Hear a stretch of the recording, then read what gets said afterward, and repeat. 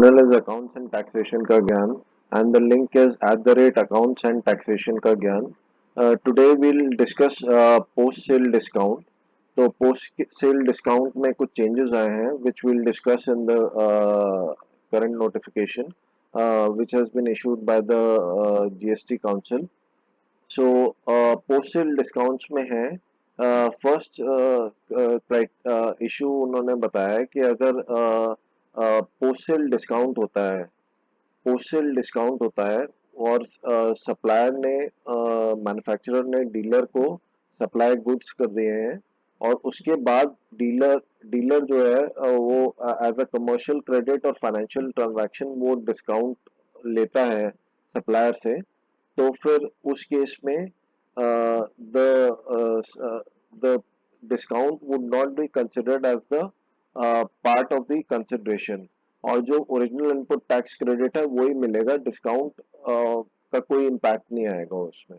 अगर कुछ उन्होंने रिड्यूस करा है as a part of commercial credit या एनी कमर्शियल अंडरस्टैंडिंग, अगर प्राइस रिड्यूस करा है तो उसका डिस्काउंट से कुछ लेना देना नहीं है and it shall not be reduced from the original input tax credit which the dealer has taken. तो यही इसमें बताया गया है और रिसिपिएंट को भी जो इनपुट टैक्स क्रेडिट उसने पूरा ले रखा है उसको रिवर्स करने की जरूरत नहीं है, attributable to the discount provided on the basis of financial and commercial credit notes.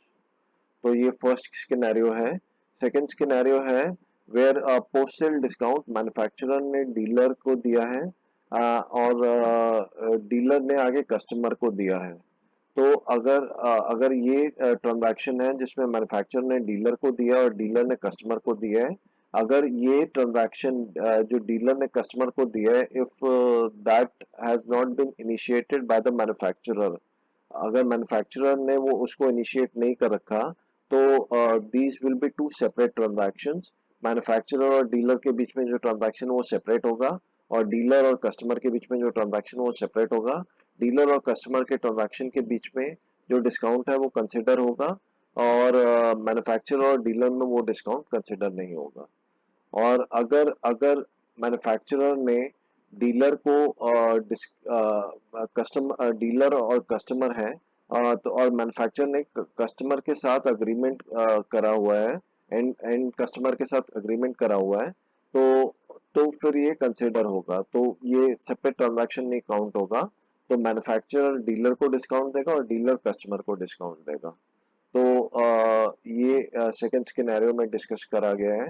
और थर्ड सिनेरियो में डिस्कस करा गया है where the manufacturer and the dealer be treated in consideration in lieu of services. मतलब कुछ post promotional services दिए हैं manufacturer और डीलर के बीच में ट्रांजैक्शन हुआ है और कुछ प्रमोशनल एक्टिविटीज करी हैं डीलर ने.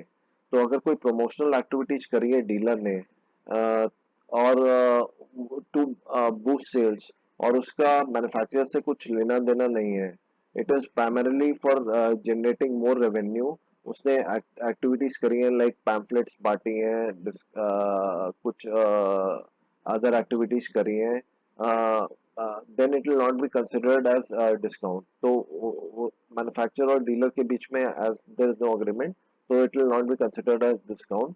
हाउएवर अगर मैन्युफैक्चरर ने डीलर ने एक्टिविटीज ये करी हैं on behalf of the manufacturer और to like co-branding हो रही है, advertisement campaigns हो रही है, customization services हो रही है और इसका agreement भी है, तो फिर उस केस में these shall be considered as distinct service by supplier to the manufacturer और GST उस पे chargeable होगा.